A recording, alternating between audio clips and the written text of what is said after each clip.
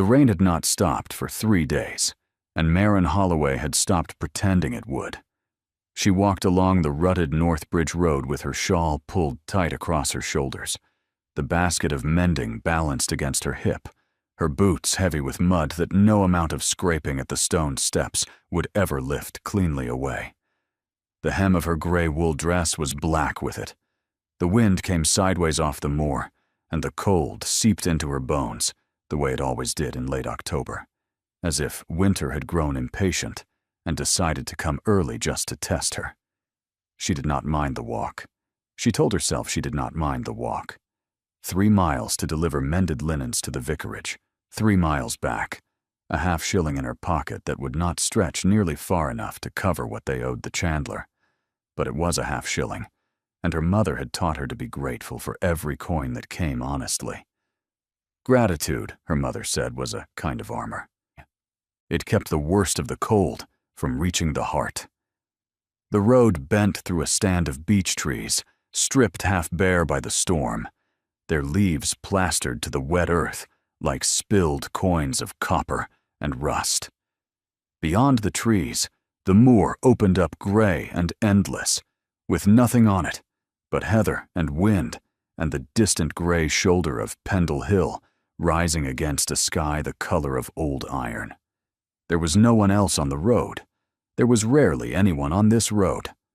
The Northbridge Passage was a forgotten artery, used only by the few cottagers who lived between the village and the great houses farther east, and Maren had walked it so many times she could have done it blindfolded. Which was why, when she came around the bend by the broken milestone, the sight of a man lying in the muddy ditch beside the road struck her like a hand slapped flat against her chest. She stopped. The basket slid down her hip. For a moment she thought he was already dead. He lay so still, half on his side, one arm flung out as if he had been reaching for something when he fell. His coat was good. That was the first thing she noticed, before she noticed his face. The coat was very fine wool, dark green, with silver buttons along the cuff that caught what little light there was. Whoever he was not from her world. Maren set the basket down at the edge of the road and stepped carefully into the ditch. The water came over the tops of her boots at once, shockingly cold, and she gasped before she could stop herself. She did not curse. Her mother had never permitted cursing, and the habit of obedience had outlived the years when her mother could still hear her. But she gritted her teeth and waded the 3 steps toward him, and knelt in the mud, and put her hand against his cheek. He was warm. Not as warm as a man should be, but warm enough that he was alive. "Sir," she said. Her voice came out smaller than she meant it to. She tried again, firmer. "Sir, can you hear me?" His eyelids fluttered. They were thin, the skin of them almost translucent, and she saw with a kind of strange tenderness that he was old. Older than her father had been when he died, older than the vicar, older than almost anyone she knew. His hair was white and fine and damp with rain, and there was a bruise spreading across his temple, where he must have struck a stone when he fell. His lips were gray. When she leaned close to his face, she could smell the rain on him, and beneath that, something else. Laudanum, faintly, and the cedar and camphor scent of expensive linen kept in a chest. The scent of a man who had been someone, somewhere, before he had ended up in a ditch on the Northbridge Road. "Sir, please," she said. "Please, open your eyes." He did. They were gray, the same color as the sky behind her, and they did not focus on her face at first, but rather on some point past her shoulder, as if he were looking for someone else. Then they found her, and a terrible exhaustion settled into them. "My horse," he whispered. His voice was a thread. "Did you see my horse, child?" Maren shook her head slowly. "No, sir. I saw no horse. I was—" He closed his eyes again. A small sound came out of him, and she realized with a clutch of horror in her chest that he was trying not to weep. Old men's weeping was a terrible thing.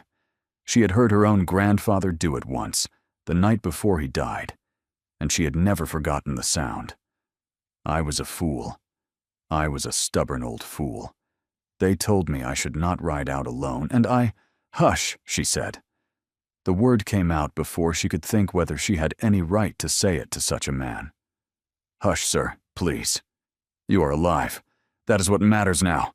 We must get you out of this water."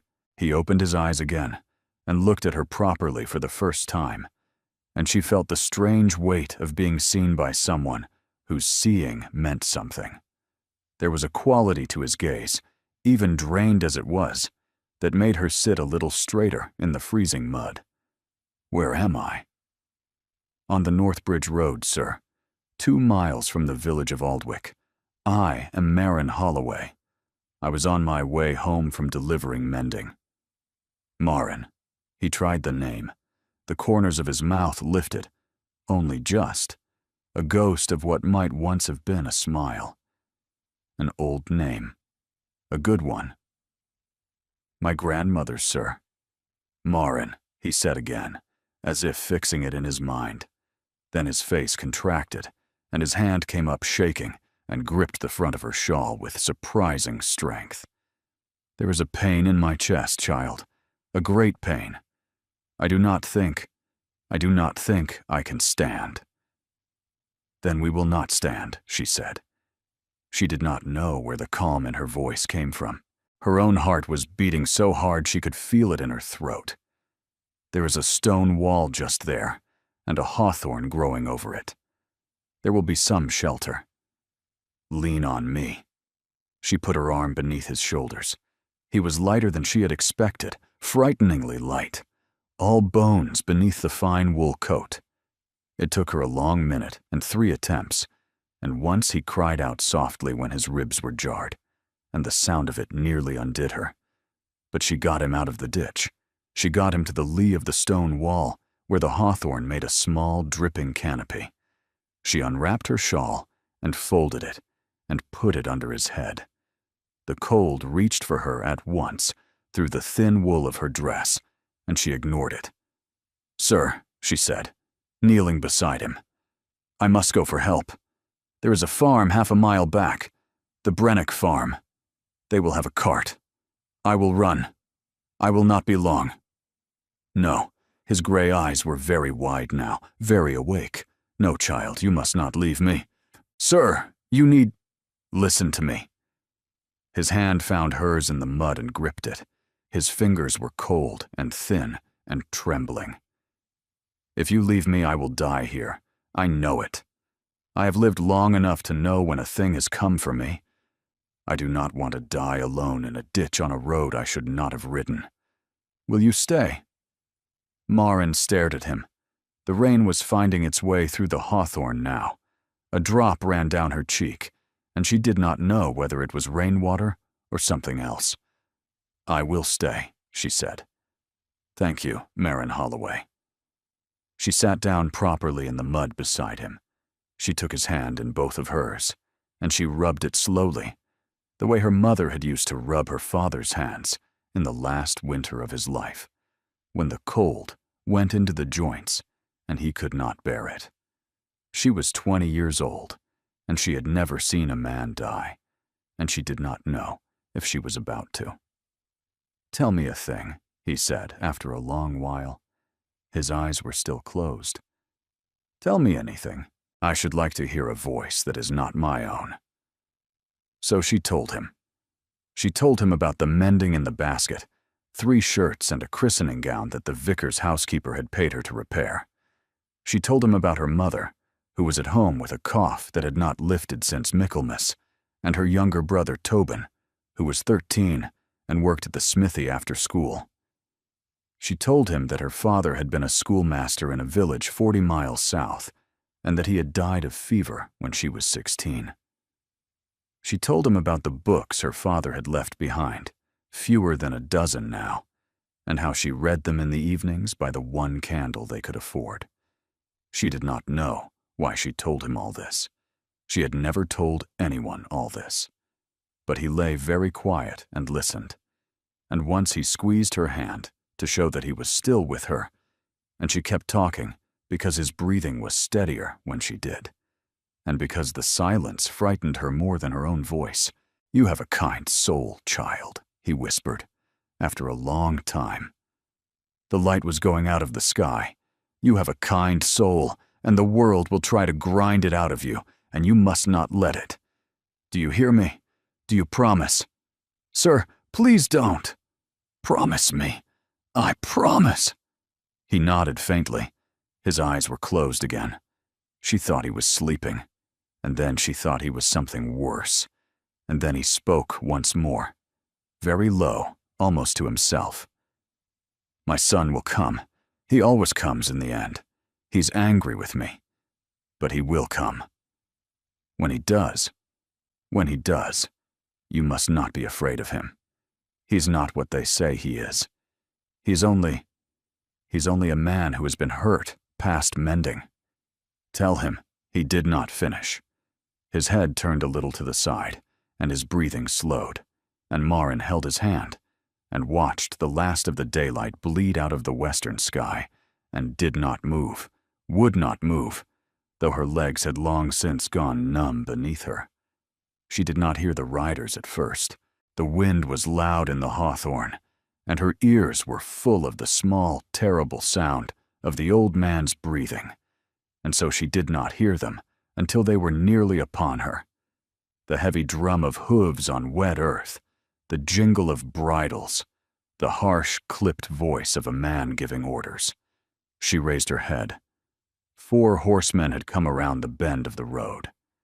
3 were in the dark livery of some great house, their faces hard and watchful, and the fourth rode a black horse that was steaming in the cold, and he sat his saddle the way other men sit a throne, and he wore no livery because he wore only black, and even in the failing light, Marin could see that his face was the face of a man who had ridden through something more terrible than weather. He saw her at once. He saw the old man at her feet, and the look that came into his eyes as he flung himself down from the saddle was not one Marin had words for. "Father," he said. He came across the muddy road in 3 strides, and the men behind him were already drawing weapons, and Marin did not move, did not let go of the old man's hand, because she had promised, and a promise made to a dying man was not a thing you broke for any reason in the world. The man in black knelt opposite her.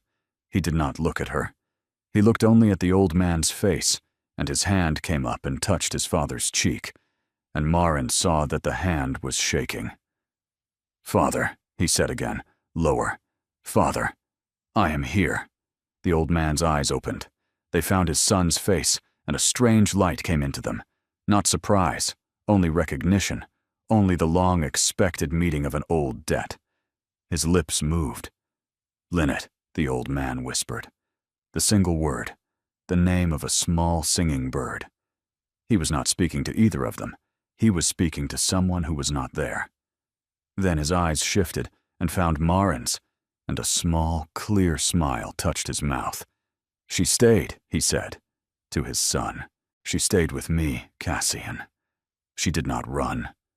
The man in black, Cassian, turned his head, slowly, and looked at Marin for the first time. His eyes were gray, the same gray as his father's, but harder and colder, and full of a fury so banked and so patient that Marin felt the breath go out of her chest. "Who are you?" he said. His voice was very quiet. Quiet was worse than shouting. She understood that immediately. "My name is Marin Holloway, sir. I found him in the ditch. You found him!" He said it without inflection. "And rather than ride for help, rather than fetch a doctor, rather than do any of the things a Christian person might have done, you sat in the mud with him until he—" His voice cracked, only for a syllable, and then closed again like a door. "Until he what, Miss Holloway?" "Sir, he asked me to stay. He begged me to. My father," said the man in black, "is the 7th Duke of Ravenshollow. Was. and you sat in the mud with him while he died. Behind him, the 3 liveried men had dismounted. One already had a hand on the hilt of a short sword. "Take her," said the Duke of Ravenshollow, in that same terrible, quiet voice. "I will have the truth of this before the night is out. By heaven, or I will know the reason why." The hand closed on her arm. Maren did not resist.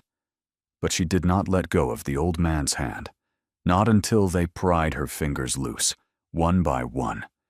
And even then, she felt the cold weight of his palm against hers for hours afterward, as if the dead could leave a fingerprint on the living that no fire would ever quite warm away. They did not speak to her on the ride. She rode behind the youngest of the liveried men, side saddle and clinging, with her wet skirts plastered to her legs, and her teeth clenched so hard against their chattering that her jaw ached down into her throat. The road unwound in the dark. There were no torches. The men knew the way, as if they had ridden it 100 nights with no moon. The only sound was the steady, wet rhythm of hooves on stone, and somewhere ahead of her, the muffled breathing of the black horse the new Duke rode. She could see him only in silhouette. He had not turned to look at her since the moment by the wall. His father's body had been bound carefully in his own dark green coat and lifted onto the largest of the horses, and the Duke had ridden behind him for 1/4 of a mile, with one hand resting on his father's shoulder, the way a man might steady a sleeping child. He did not weep. She was watching for it. The estate revealed itself slowly. First an iron gatehouse, blacker than the night around it.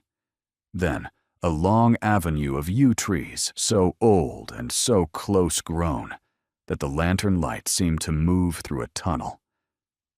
Then, all at once, the house, and Maren, who had never in her life seen any house larger than the vicarage, drew in a breath that hurt her ribs. It was monstrous. There was no other word. Ravenshollow Hall rose against the night like something dreamed by a man who did not love daylight. Dark stone, 2 great wings spread back from a central tower, more windows than she could count, and only a handful of them lit. A house built to be feared, a house that had succeeded. They dismounted in a courtyard paved with black flagstones. Servants came running out, none of them speaking above a murmur, none of them meeting the new Duke's eye. He gave instructions in a low voice. The master library. Prepare him there. Send for the chaplain. Light every candle in the east corridor.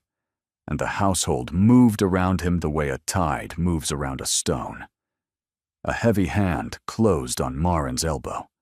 The liveried man steered her through a side door, down a flagged passage that smelled of damp and beeswax, and into a small, unheated room with a single-barred window and a wooden chair set against the wall. "You will wait here," he said, and closed the door and turned the key from the outside. Maren sat in the chair and did not weep. She had decided on the road that she would not weep. She put her hands flat on her wet knees, and she breathed, slow and steady, the way her father had taught her to breathe when she was a child, afraid of the dark. Count 4 in, count 4 out. Fear is only a tenant. It cannot hold the lease. She did not know how long she sat there. At some point, she heard a great bell tolling somewhere far above her, slow and solemn, and she understood, without being told, that the bell was for the old Duke. I held his hand, she thought. Whatever else they do to me, I held his hand at the end. He did not die alone. Footsteps. The key turned in the lock, and the door opened, and she rose to her feet, because rising to one's feet was what one did. The woman in the doorway took one long look at her face and stopped dead. She was perhaps 50, tall, sparse, in plain dark wool with a set of keys hanging at her waist. Her hair was the color of wet iron, and pulled back so severely that her eyes seemed to have been made larger by it. She turned her head and snapped over her shoulder at the men behind her. "Out!" Both of you. The girl is half dead of cold, and you have her sitting in a stone room with no fire. Out." The men withdrew. The woman shut the door, almost gently, and crossed to Marin in 3 quick strides, and took her hands and turned them palm up, and made a small, sharp sound through her teeth. "Child, you are blue. Sit down." She pushed Marin back into the chair and stripped off her own thick shawl and wrapped it around Marin's shoulders. "I am Mrs. Kalehart. I am the housekeeper of Raven's Hollow Hall. I have been the housekeeper of Raven's Hollow Hall for 31 years. I knew the old Duke when he was younger than his Grace is now. Do you understand me?" Marin nodded, not trusting her voice. Mrs. Kalehart knelt, actually knelt, her good wool dress on the stone floor, and looked into Marin's face. "I want you to tell me exactly what happened on that road, not what they will ask you. What happened? From the beginning. Do you hear me?" Marin told her. She told her exactly as it had happened. The ditch, the old man's hand, the things he had said about his son, the last word he had spoken, which had been the name of a bird. Linnet. Mrs. Kalehart's face did not change while she listened, but at the name Linnet, something happened in her eyes that Marin did not understand then. The housekeeper closed her eyes. She drew a long breath. "All right," said Mrs. Kalehart. "All right. You listen to me now, Miss Holloway. His Grace is not a cruel man. I want you to remember that.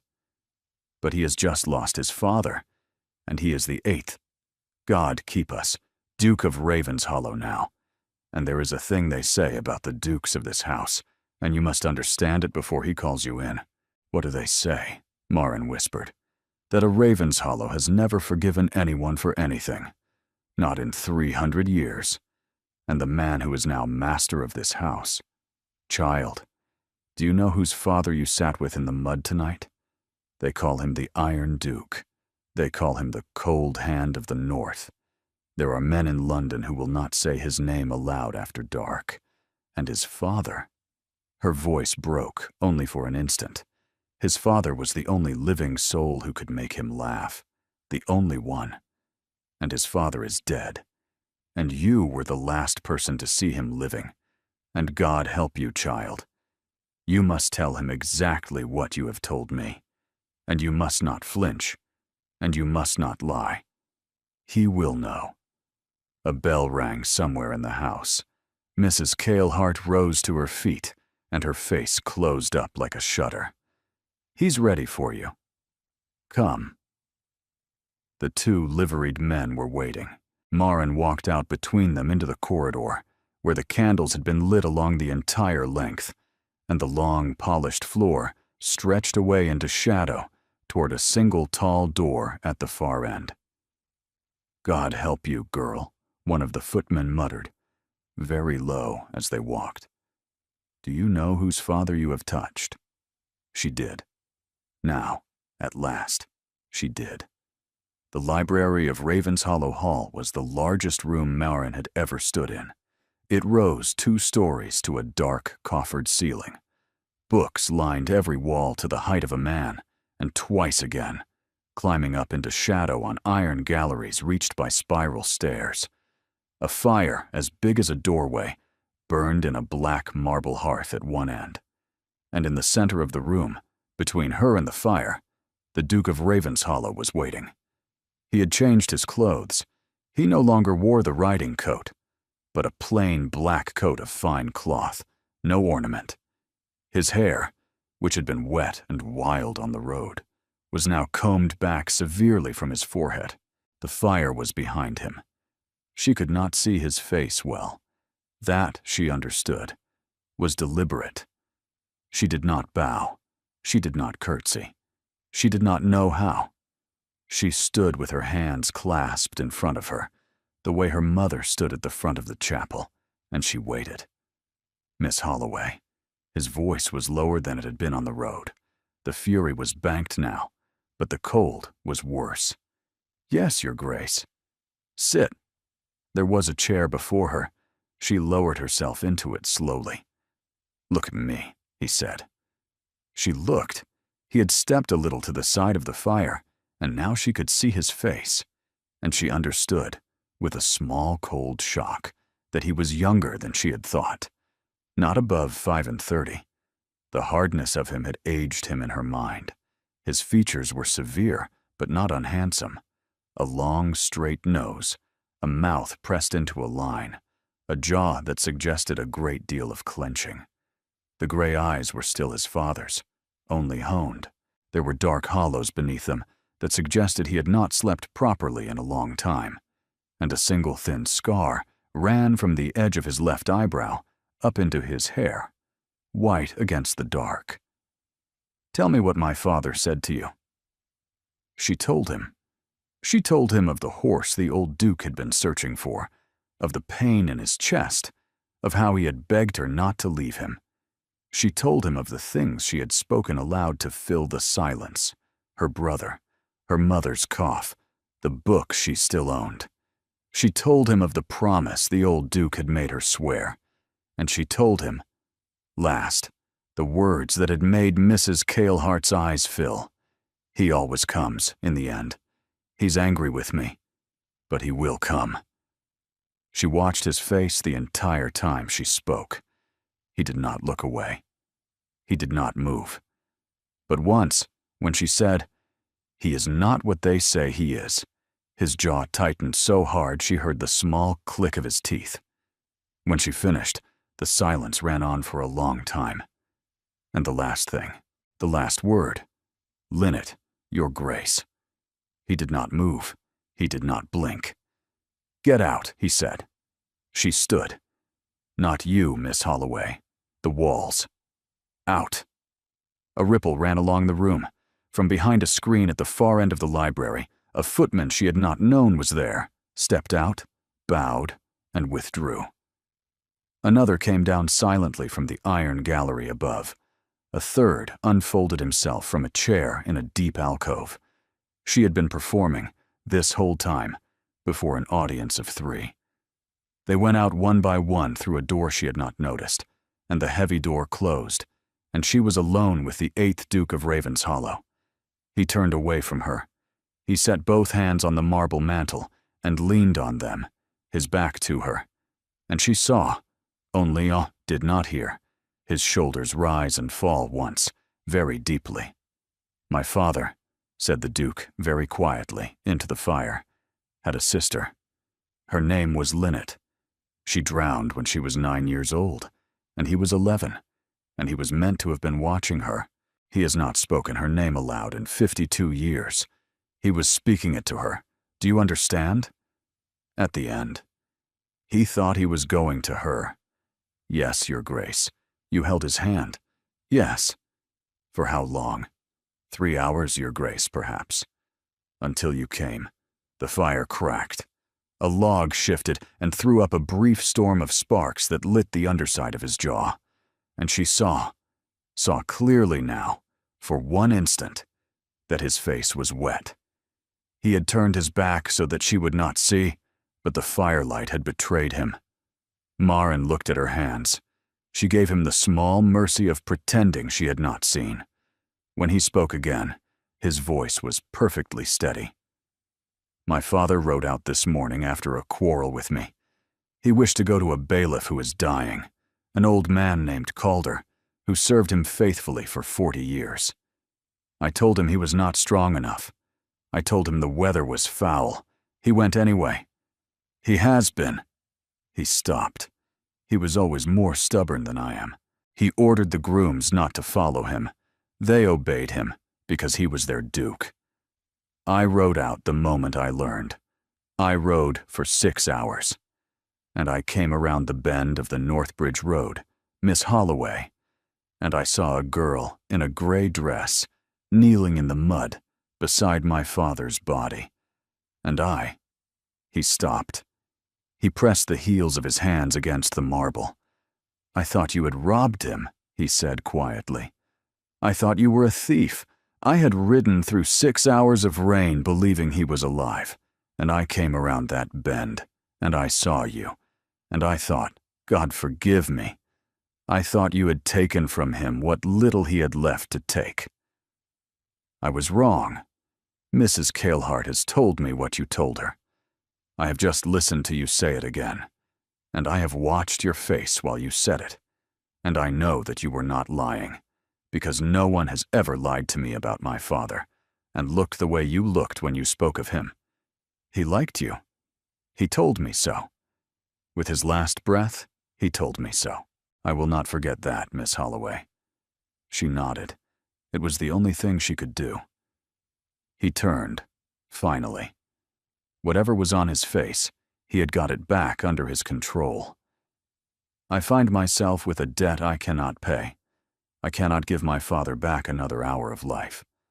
But you came in your wet clothes, in the dark, between my men with their swords half drawn, and you sat in my library and told me the truth, though it cost you, and I will not let you walk out of here tonight and back to a cold cottage and an ill mother and a debt at the chandler's. You will stay in this house. You will be given a room and a fire and a hot meal. In the morning, when I have my mind under me again, we will speak of what is owed to you. You will not refuse. She found her voice. It was small, but it was hers. Your Grace, my mother does not know where I am. She is ill. If she wakes in the night and finds me gone, a rider will be at her door within the hour. He will carry whatever message you wish to send. He will carry money. He will carry food and a doctor, if a doctor is needed.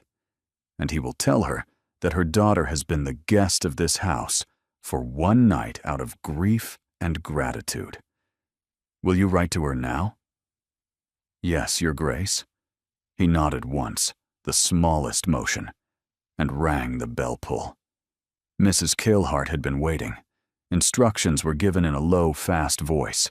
The blue room, hot water, a rider for Aldwych within the half hour. When the housekeeper had gone, the Duke turned back to Marin. One more thing, Miss Holloway. My father, did he give you anything? Said anything, in the last hours, that he wished given to me or kept from me? Think carefully. He was not a man to die without arrangements, she thought. The cold and the hours had loosened something in her memory. She went back over the long gray afternoon under the hawthorn. He had given her nothing. He had only made her promise to keep her own kindness, and he had spoken the name of a drowned child 52 years gone, and he had said— She stopped. Miss Holloway, he said, tell him, just before you came. He said tell him, and he did not finish. I do not know what he meant me to tell you. I am sorry, Your Grace. I do not know. The Duke stood very still. Tell him, he repeated. Yes, Your Grace. He looked at her then, properly looked at her, the way his father had in the last clear minute beneath the hawthorn, as if her face were a thing he meant to remember. And for the first time since she had seen him in the road, something moved in his gray eyes that was not fury, and not grief, and not iron.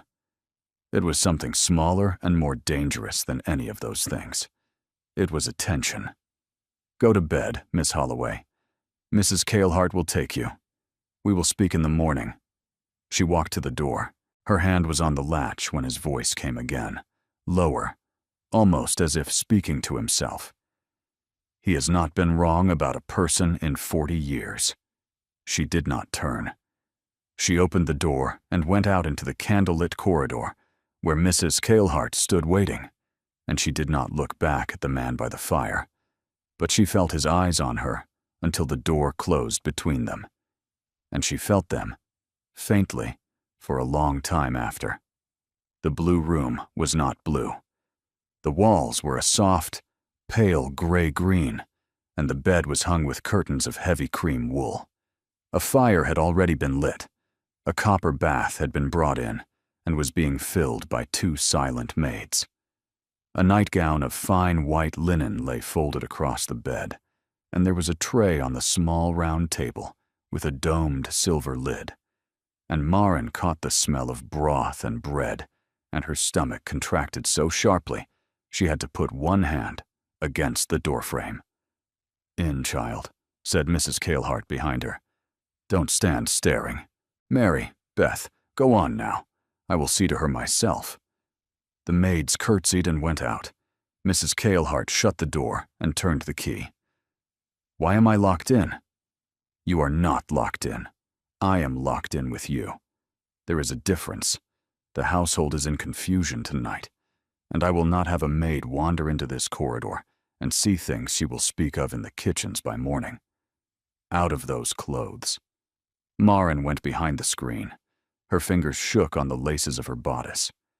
She stepped into the water, and the heat of it went up her body in a wave, and the breath came out of her in a small, involuntary sound. She washed. When she rose at last, Mrs. Cailhart wrapped her in a great warm towel and rubbed her dry the way one might rub a child, brisk and impersonal, and somehow very kind. Then the nightgown. Then she was guided to the chair by the fire, and the tray was set on her lap. Eat. All of it. Maren ate. The broth was beef and barley. The bread was still warm.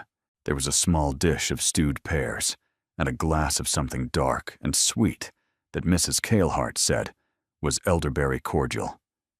She ate until her stomach hurt, and somewhere in the middle of it, her eyes began to fill, and she could not stop them. "Don't, child. You have a long road ahead of you, and you will need every drop. I do not know what is happening, Mrs. Cailhart, nor do any of us just yet. Will I go home tomorrow?" A small pause. "I do not know, Miss Holloway." Maren set the spoon down. What did he mean when he said he has not been wrong about a person in 40 years? Mrs. Cailhart was silent for a long moment. The old Duke had a gift for reading people, child, a very particular gift. He could sit across a table from a man and know within the soup course whether he was honest. He could meet a girl in a hallway and know within 3 sentences what she was made of. In 50 years, Miss Holloway, he was never once wrong. Not once. The household used to speak of it. He would say, "That man will betray his brother before the year is out." And a year later, we would hear of it, and we would shake our heads, and we would say, "The old Duke knew." She paused. Tonight, before he died, in a wet ditch on a road he should not have ridden, he looked at you, and he told his son. She stayed with me. She did not run. That was not a sentence about a road. That was a sentence about your soul, and His grace knows it. And His grace, who has not believed in his Father's gift for years, is sitting alone in that library tonight, trying to decide what to do about it. Maren stared at the fire. I do not see why any of this should fall on me. I am 20 years old, and I deliver mending. Yes, child.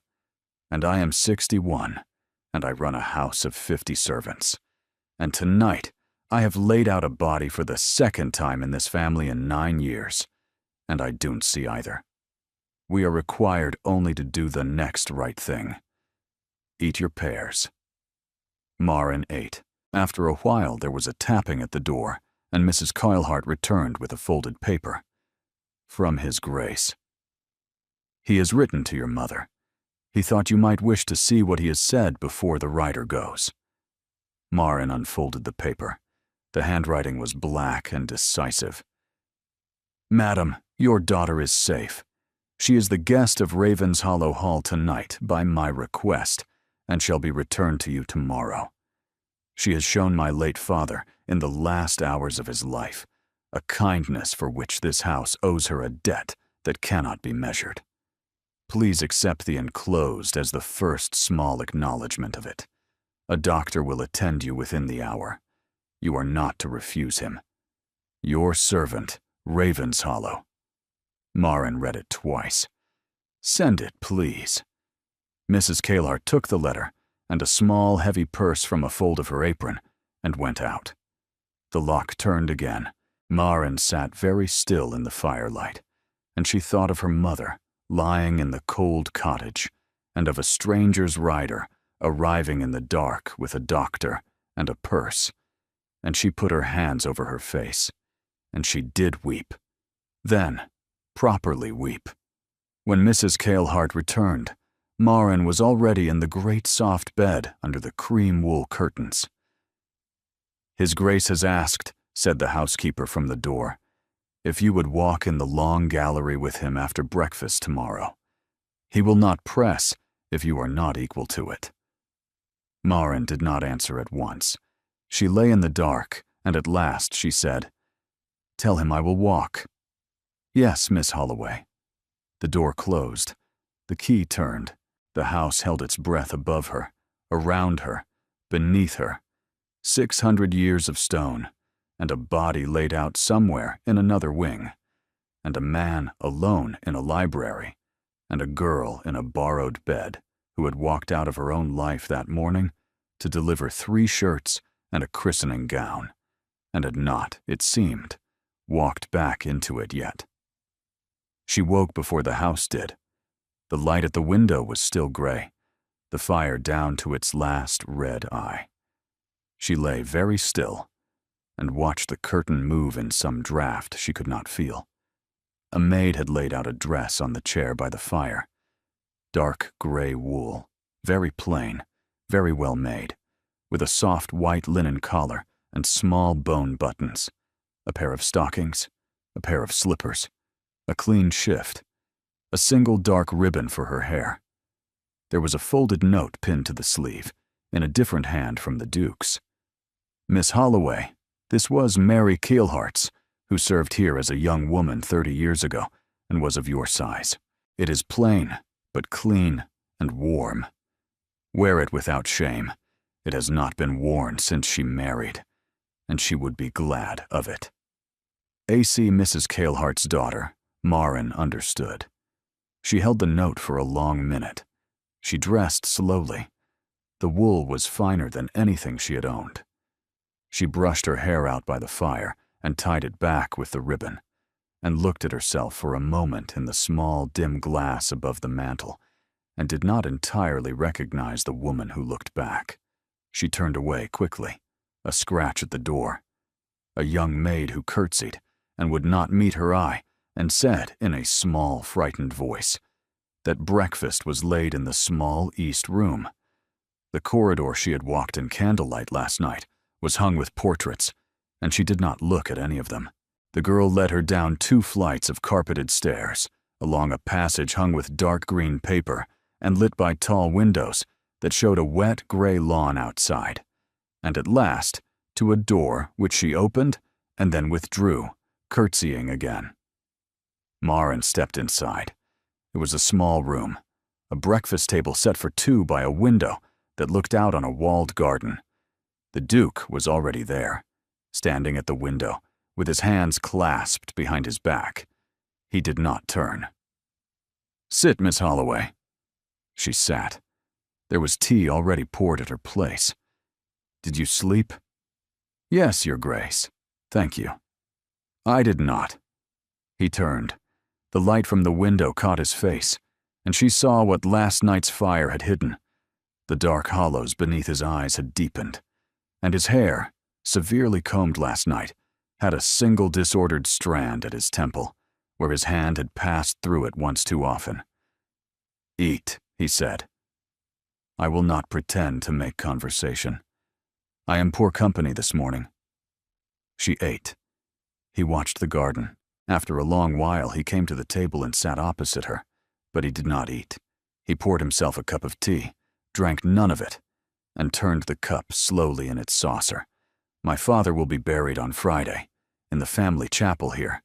There will be many people, speeches, a great deal of formality of the kind he himself despised. None of it will resemble the man who died yesterday, on a wet road in a borrowed coat, looking for his horse." He glanced up at her. "I tell you this so that you understand. The man you sat with in the mud, and the 7th Duke of Ravenshollow, were not entirely the same person. The first was my father. The second was an office. We will bury the office on Friday. Almost no one will mourn the first.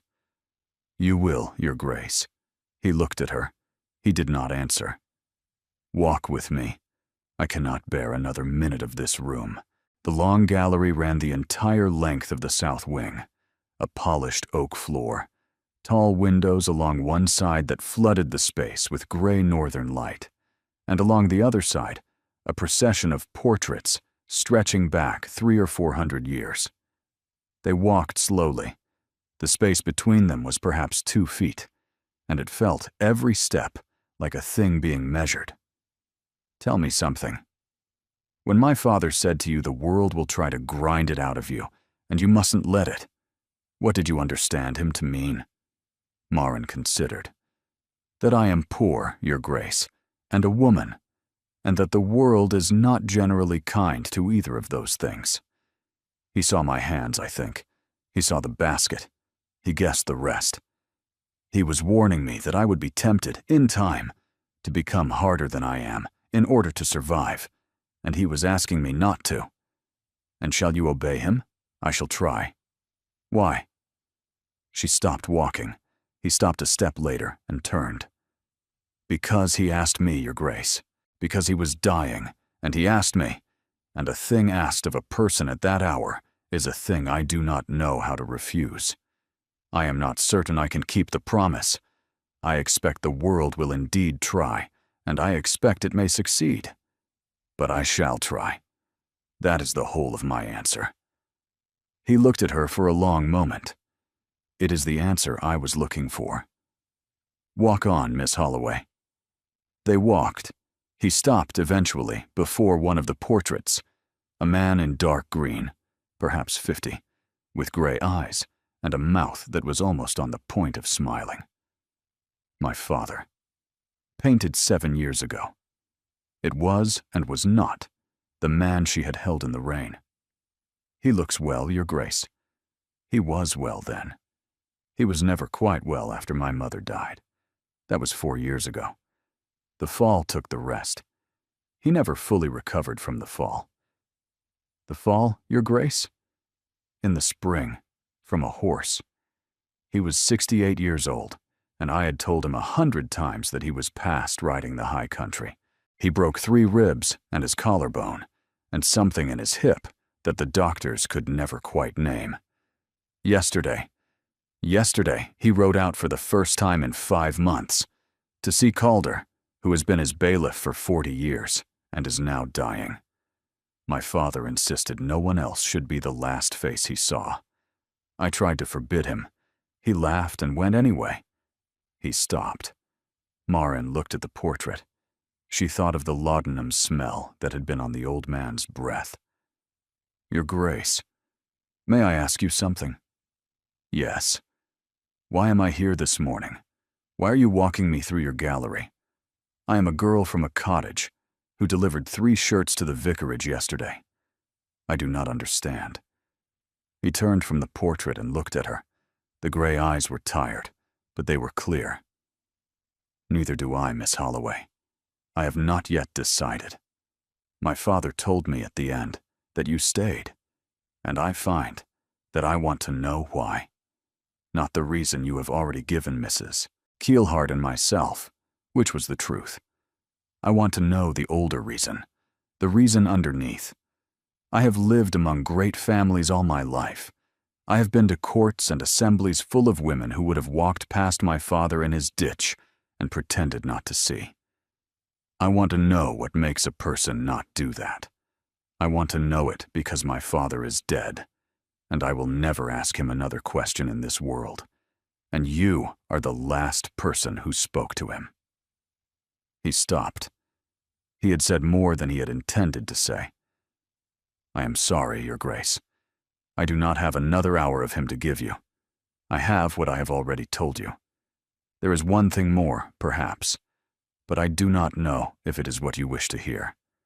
Tell me. He spoke of you, Your Grace, before the end. He said you would come, that you always came in the end, that you were angry with him, but you would come. And he said, she paused, because she wanted to be exact.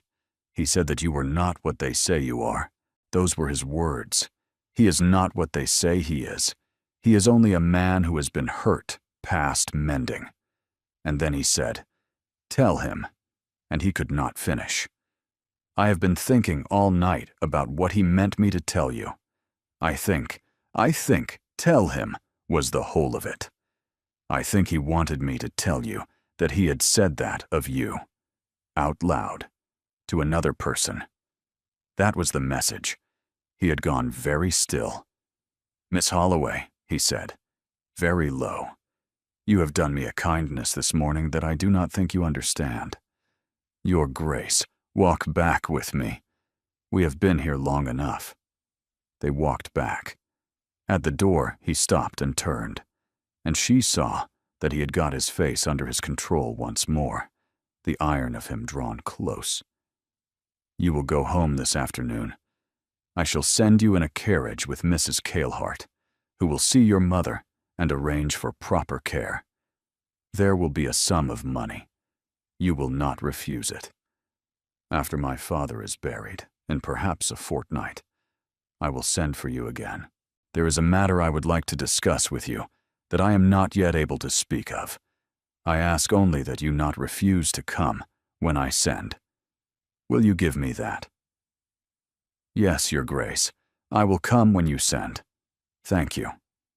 He bowed to her, very slightly, and turned and walked away down the long gallery, and she watched his straight, black-coated back until it passed through the door at the far end, and only then did she breathe. It was 11 days before the writer came. In those 11 days, a great many things happened in the cottage at Aldwych, and almost all of them were astonishing. A doctor came on the first morning, and again on the third, and again on the 7th. Coal was delivered, 2 sacks of flour, a side of bacon, a length of woolen cloth that was enough for a winter cloak each for Marin and her mother and Tobin. The cottage roof, which had leaked since August, was repaired in a single afternoon. A bookshop in York sent a parcel addressed to Miss M. Holloway, Aldwych, containing 6 volumes, Cowper's poems, a Defoe, a translation of Homer, a small worn Shakespeare, and 2 books of sermons her father would have loved, with a card inside that said only, per the late Duke's wishes. Her mother wept the morning the books came. Your father, she said, would have given his right hand to own this. And Marin said nothing. The village noticed. The vicar's housekeeper came by on the 2nd day with a marrow in her hand, as a pretext, and asked very directly what had happened. And Marin told her, very directly, that she had found an old gentleman in the road, had stayed with him because he asked her to, and that he had turned out to be the father of the Duke of Ravenshollow. The story spread. By the end of the week, the village had settled into a wary kind of awe. Tobin was full of questions. He was 13, and he had heard of the Duke of Ravenshollow, the way boys hear of ogres. I have heard, Tobin said, that he wounded a man in a duel at Cambridge for saying something foul about a girl, and that his father gave him the sword for his 16th birthday, and he keeps it on the wall above the great fireplace. Marin told him not to repeat such things. Her mother spoke very little of any of it. She asked Marin once, on the 4th evening, "Child, are you afraid?" And Marin had said, "No, Mama," and her mother had looked at her over the rim of her teacup and had said, "I think you are not." And I think that is the strangest thing of all. On the morning of the 12th day, the writer came. He presented Marin with a folded letter sealed with black wax. The seal showed a raven over a tower. His Grace asks if you would be ready to travel within the hour, miss. I am to wait, with a chaise, at the foot of the lane. Marin took the letter inside. Her mother was at the table. Marin broke the seal. Miss Holloway, forgive the brevity. The matter of which I spoke when we walked has now reached the point at which I require your help, if you are willing to give it. I will explain in person. The chaise will bring you to Raven's Hollow this afternoon. You shall be lodged in the same room and treated with every consideration. Mrs. Kalehart sends her regards. I would be deeply obliged. Raven's Hollow. Marin read it twice. She looked at her mother across the table. Her mother looked back at her without surprise. Go, her mother said. Mama, go, child. He is asked. It is owed. Her mother set down her cup. But Marin, listen to me a moment. I have had 11 days to think about this. I know what such things mean, and what they do not mean. You must understand a thing before you go back into that house. Will you listen? I am listening, Mama. This man, the new Duke, he's not making you a gift. He's paying a debt. There is a difference. He does not yet know what he owes you exactly, because he does not yet know what you held for his father in the last hour. He is feeling his way toward it. You went into that ditch, child, as a girl who delivered mending. You came out of it as something else. I do not know yet what. I do not think he knows yet what. But he is going to find out, and you are going to find out with him. And I want you to remember, Marin, look at me. Whatever you held for his father, you do not owe it to his son. Do you hear me? You owe it only to yourself. The kindness is yours. The promise was yours. The hand that held was yours. He may be grateful for it. He may pay for it. He may even, in time, ask you for more of it. And if you choose to give it, that is your choice. But the thing itself is yours. Some men, when they meet a thing they have not seen before, want to put it in a glass case and own it. Do not be put in a glass case, child. Promise me. I promise, Mama. Her mother nodded once and was quiet. Marin packed in 20 minutes. She put on the gray wool dress that had been Mary Kalehart's. She wrapped her hair in the dark ribbon. She kissed Tobin and her mother and went down the lane to the chaise. Mrs. Kalehart was waiting on the steps. She did not smile. But she took Marin's hands in both of hers, briefly, before letting them go. He is waiting in the small library this time, the housekeeper said, walking briskly beside her into the house. Not the great one. The small one is on the south side, where his father used to read. He does not use it. He has been using it for the last 3 days. I do not know what to make of it. Mrs. Kalehart, is he well? The housekeeper did not answer at once. At the door of a room at the end of a passage hung with fox-hunting portraits, she stopped, her hand resting briefly on the latch. He has not slept above 3 hours together since his father died. He does not eat unless I send something up and stand over him. He took his father's coffin to the chapel by himself, on his own shoulders, with 3 men of the household, when the undertaker tried to bring a hearse. The household has been afraid to come near him. She paused.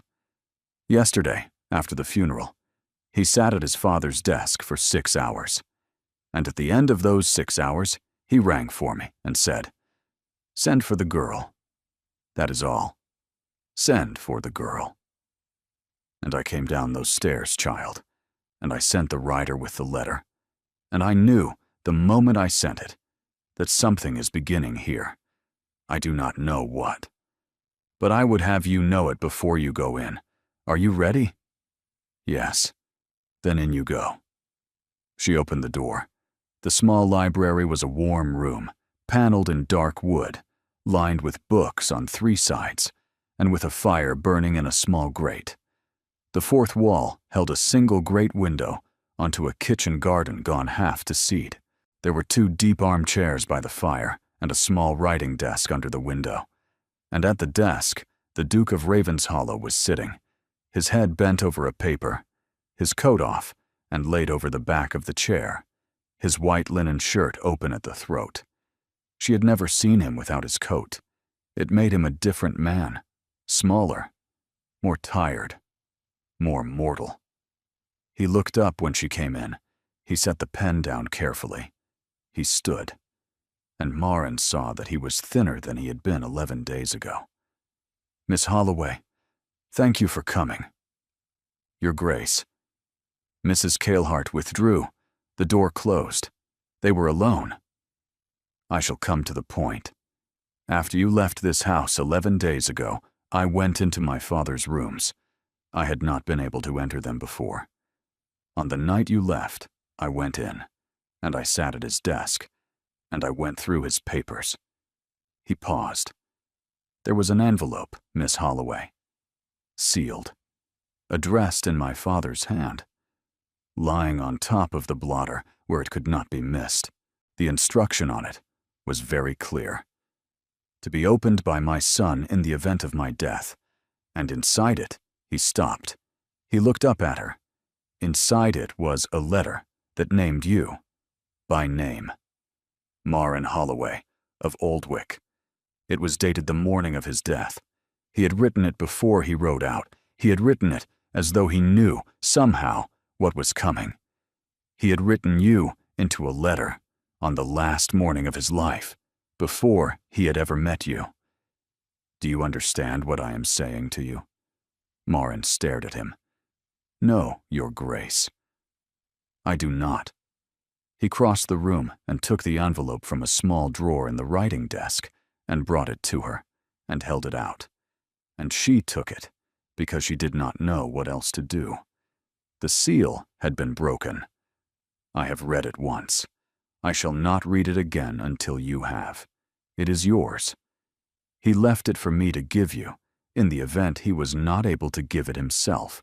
I would ask you to read it here, while I am present, because there are things in it that require both of us.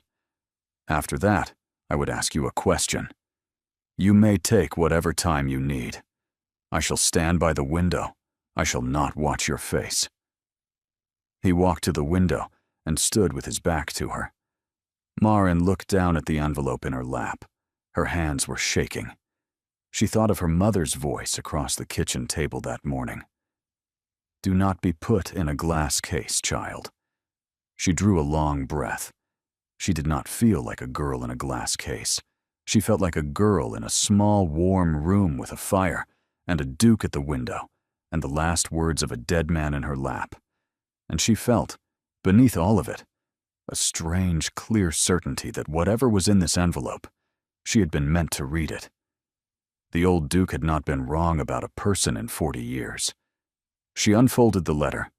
The letter was 4 pages, written in a fine, close hand that did not waste space, to Marin Holloway, of Aldwick, who has not yet read this and may never, or who has read it, and is even now in my son's library, and is afraid. She made a small sound. At the window, the Duke did not move. If you are reading this, child, then I have been right about a thing I have hoped for years to be wrong about, which is that I should not see another spring. I have known for some months that I was going. The doctors have not told me. The doctors have told no one but my own bones. I did not choose to share this with my son, because my son is a man who, when given a thing to grieve in advance, will grieve it twice, and he has grieved enough in this life. I have ridden out today, in foul weather, against his wishes, because there is a man named Calder who has served me for 40 years, and who will be in his grave by the week's end, and I will not let him go without a face he knows. If I do not return, and I have a strong sense I shall not, then this letter will be found. I am writing to you, Marin Holloway, because I have not yet met you, and I shall meet you today on a road that runs between Aldwick and the moor. I cannot tell you how I know this. I do not know it the way a man knows the road home. I know it the way a man knows when he wakes that he has been dreaming of his mother. There is a quality of certainty about it that I cannot defend and will not try. You will be in a gray dress. You will have a basket. You will kneel down in a ditch beside an old man you do not know, and you will stay with him. Child, you will stay, because I have known your face since the night I dreamed of you in August. And I have known what you are made of since long before that. Do not be frightened. I am not asking anything of you. I am writing to give you, and to give my son, certain things he will need, and you will need, in the days that come after." Marin stopped. She lifted her head. "Your Grace, was your father, was he in the habit of dreaming?" said the Duke without turning. "Yes. He believed it was a curse the family had bought from God in exchange for some sin too old to remember. He was never wrong. Read on, please." She read on. "My son is not what they say he is. You will already know this if you have spoken with him. The world has been wrong about my son for 15 years. I have not been able to correct it. He has not been able to correct it. He will not let me try. I am dying with this thing undone, Marin, and I am asking you, I am only asking, you may refuse, to be in his life for a little while, in such manner as the two of you can together arrange, so that he may have one person who saw him true before I went. To this end, I have made arrangements. Attached to this letter is a note to my steward. He is instructed upon my death to settle upon you and your mother an annuity of £150 per annum in perpetuity, charged against the Aldwych portion of the estate. This is not a payment, child. I do not pay for what cannot be paid for. It is a freedom. With it, you will not need to deliver mending in the rain. With it, your mother will have a fire all winter, and your brother will go to the school in York if he wishes. He cannot revoke it. Even he cannot, because I have written it so. Do not refuse it. I am dead. You cannot be too proud to take a thing from a dead man. The second arrangement is this. I have asked Mrs. Kalehart, who has loved my son properly for 30 years, to find an honest pretext under which you may stay at Ravenshollow some part of each month for the next year. I have suggested that she discover, quite suddenly, that my private library of agricultural papers is in disarray and requires cataloging by a young woman of education. You read, Marin. Take the position. Live half the month at Ravenshollow and half at home. Do not move into the house entirely. You will lose yourself if you do. But come, sit in the small library where I am writing this now, where my son will find this letter.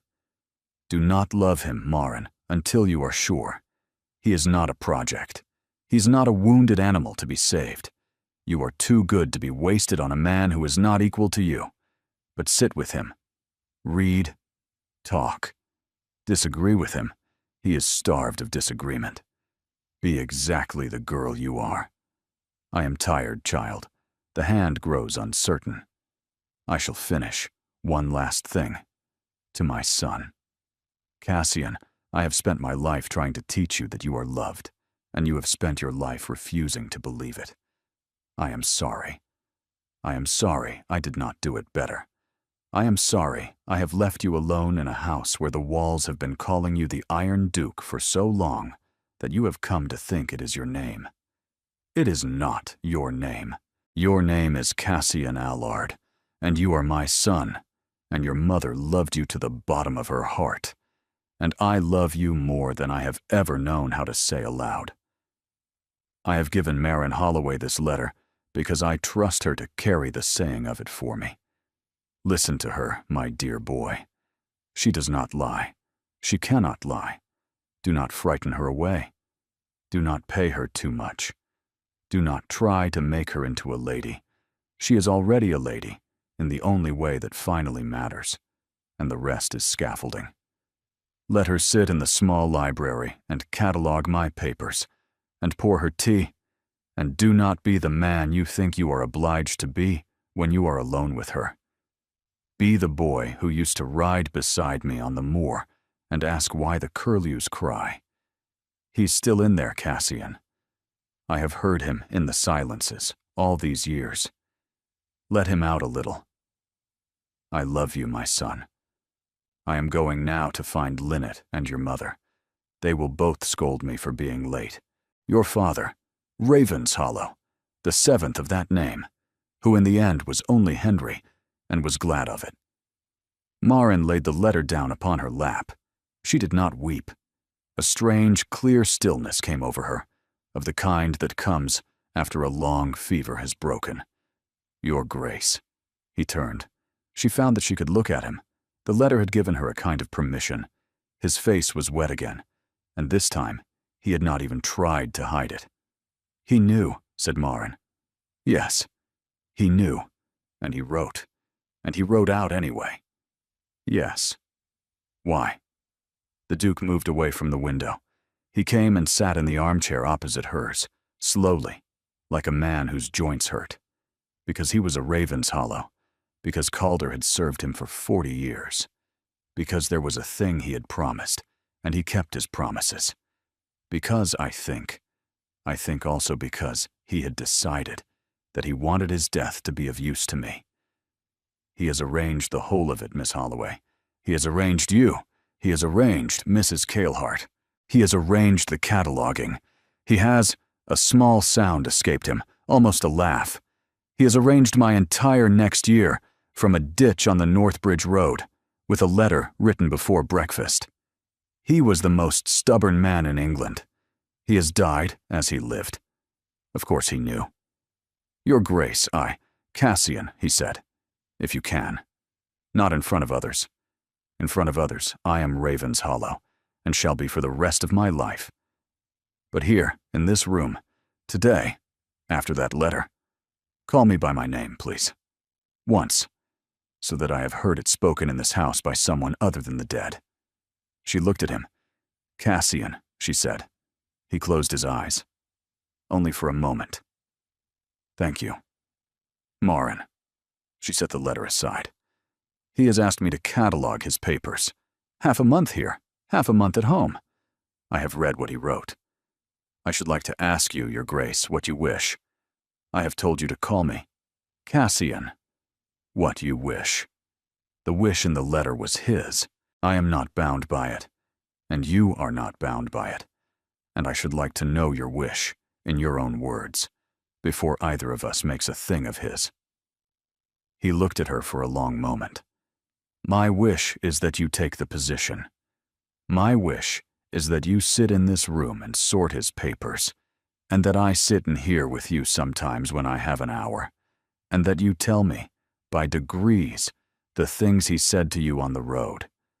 My wish is that I should not be alone in this house for the next year, Marin Holloway.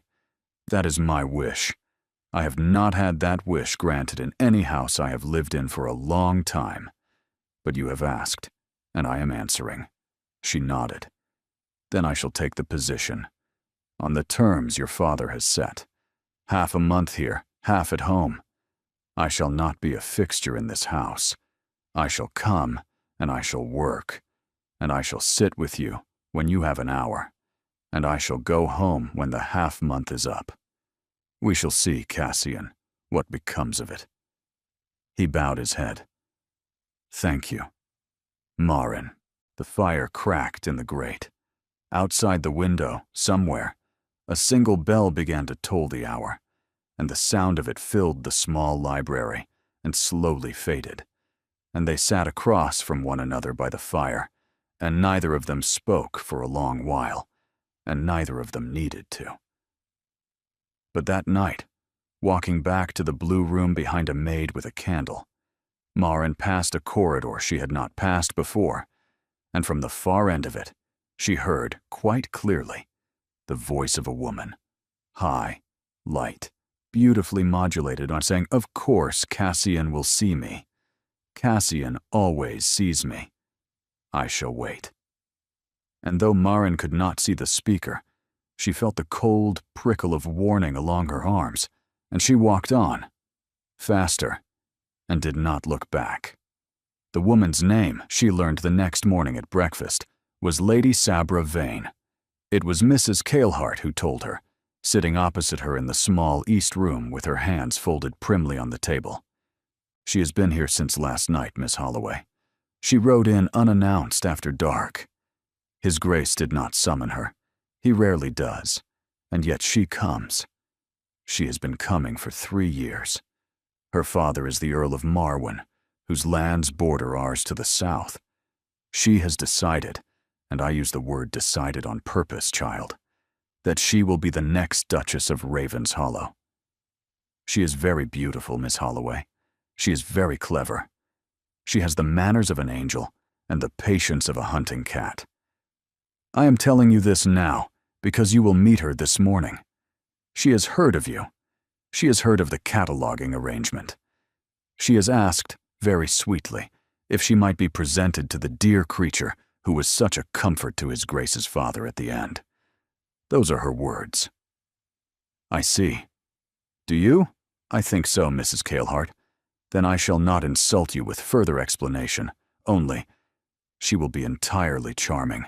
She will compliment your dress and ask you about your mother, and find some small kind way to remind you that you are a girl who delivered mending 2 weeks ago, and she is the daughter of an earl. Do not bristle. Do not match her. Be exactly who you are. She will not know what to do with that, because no one has ever simply been themselves at her, and that, child, is your one advantage." "I understand." "Good. She is in the morning room. His Grace will be there. He thought it better to do it in the open, and be done with it, than to have her hunt you through the corridors for a fortnight. Drink your tea, child. You will need it." The morning room was full of pale November light, and at the center of that light was Lady Sabra Vane. She was fair, ash-blonde hair drawn back simply but flatteringly, skin the color of fresh cream, a long, graceful neck rising out of a high-necked wine-colored riding habit. Her eyes were a clear pale blue, her mouth was small and at rest, and very faintly amused. The Duke stood by the fire. He was again in the black coat. Marin saw the moment she entered that he had put a kind of armor back on. Lady Sabra rose. "Miss Holloway, how wonderful! I am Sabra Vane. I have been longing to meet you. May I?" She took Marin's hands before Marin could decide whether to give them. Her grip was soft and brief and perfectly practiced. Up close, her eyes took in Marin. The dress, the ribbon, the work-roughened hands, in one swift, kind, devastating sweep. Such a face. Such a dear, honest face. Cassian has told me everything, what little he can bear to tell, and I have wept over it. Truly, I have. To think of a girl your age, alone on that horrid road with poor dear Henry, I cannot imagine. I should have fainted. I should have been useless. But you stayed. I called you a heroine when Cassian told me, and I shan't take it back. Sit, please." Marin sat. So did Lady Sabra. The Duke did not. "Tea, Miss Holloway?" "No? Are you sure? You look quite chilled. We shall have to find you something warmer to wear about the house. Mrs. Kalehart has been remiss. Cassian, has she not?" "Miss Holloway is suitably dressed," said the Duke quietly. "Of course she is, my dear. Of course." "I only meant for the corridors." Lady Sabra turned the full sweet light of her attention back on Marin. "Now, you must tell me about the cataloging. I think it is delightful of Cassian to give you such a project. So thoughtful. You read, then? I had imagined. Well, Aldwych is such a small place, isn't it? My father was a schoolmaster, Marin said. Was he? How charming. He died when I was 16. Oh, my dear, how dreadful. Lady Sabra's eyes moistened, on cue, exactly the right amount. Cassian has been so generous. He is generous to a fault, you know. We shall have to watch him, we two, or he shall give the whole estate away to deserving cases. Shan't we, Cassian? Yes, Sabra. He says yes to everything I say, Lady Sabra confided, leaning toward Marin. It is a great failing of his. I have been trying to cure him of it for years." "Sabra," said the Duke. The single word was not loud, but Lady Sabra's smile froze, very faintly, for 1 second. Then it warmed again. "I am only teasing you, my dear. Miss Holloway will think me dreadful." She turned back to Marin. "You shall stay through Christmas, then?" "I do hope so. We are to have a small gathering on the 20th, only 30 or so. Cassian is dragging me through it under protest. You must be there." "Lady Sabra is very kind," said Marin, "but I shall be at home by then. I am not staying through Christmas. I work here only half the month." A flicker. The first one. Quickly mastered.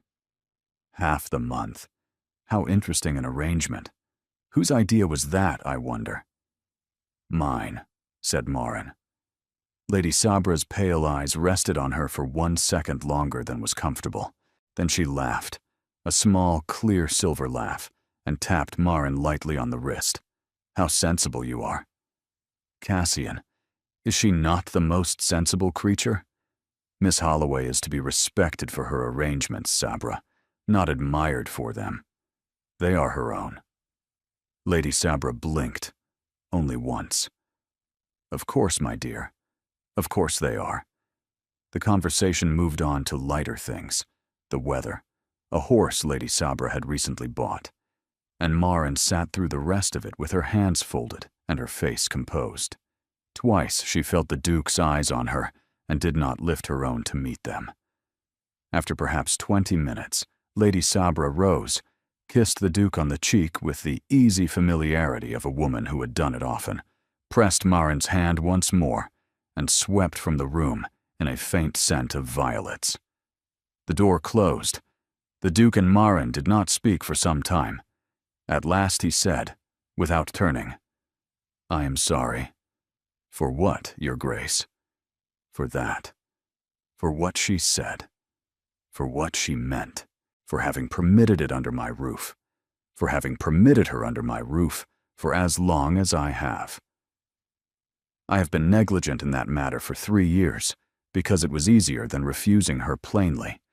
You have been made to sit through a cup of tea with a woman who was measuring you for a coffin the entire time. I am sorry, Marin." "She did not measure me for a coffin, Cassian," Marin said quietly. "She measured me for a glass case." He turned from the fire. "What did you say?" "My mother told me yesterday morning, before I came, that some people, when they meet a thing they have not seen before, want to put it in a glass case and own it. Lady Sabra, I think, has not yet decided whether I am a thing or not. She is reserving judgment. If she decides I am, she will try to put me in a case. I am telling you this so that you know, Cassian, that I see her. I see her clearly. You do not need to apologize for her.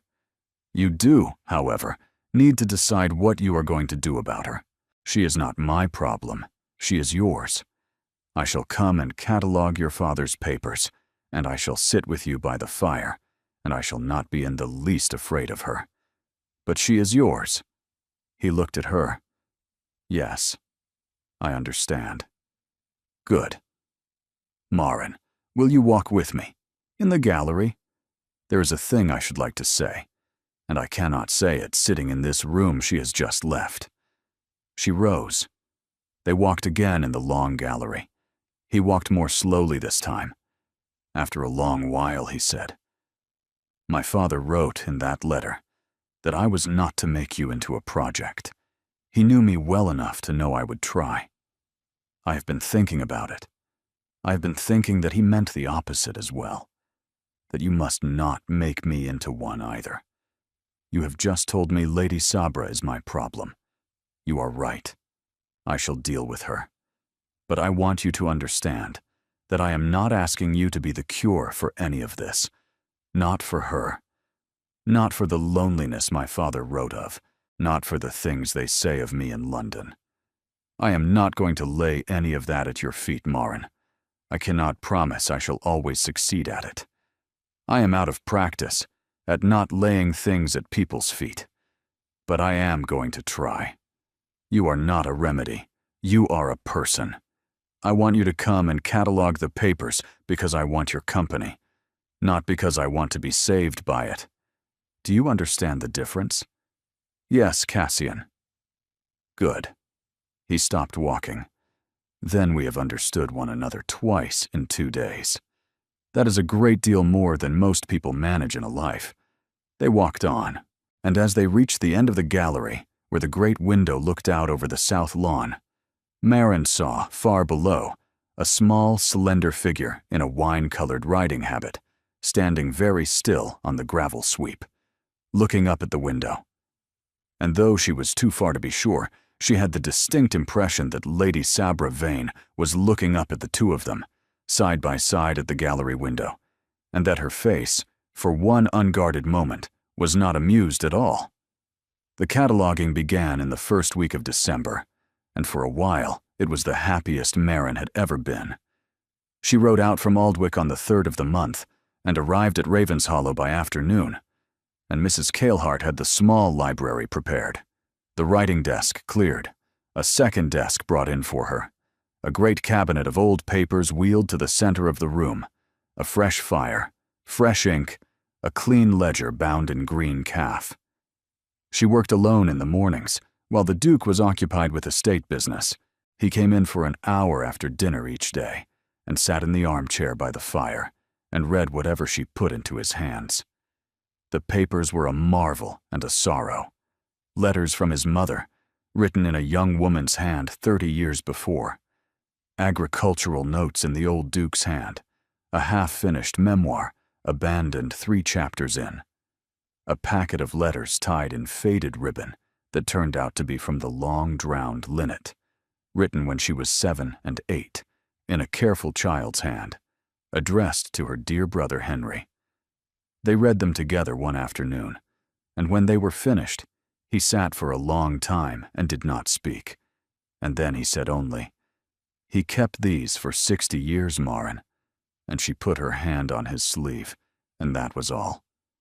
Once they walked on the south terrace in a thin, cold sunshine, and he showed her the place where he had broken his arm at 9, falling out of an apple tree. He told her a story about his mother that made him laugh, actually laugh, a short, startled laugh. And Marin thought, walking back, that she had not heard him laugh before. She went home for the second half of December. She passed Christmas with her mother and Tobin in the cottage with the smoking chimney, and the cottage was warm now. On Christmas Eve, the Duke sent a hamper of such generosity that her mother wept, and then laughed, and then said, "He is courting you, child, and he does not know it, and I am not certain whether to be glad or afraid." Marin did not answer. She did not know either.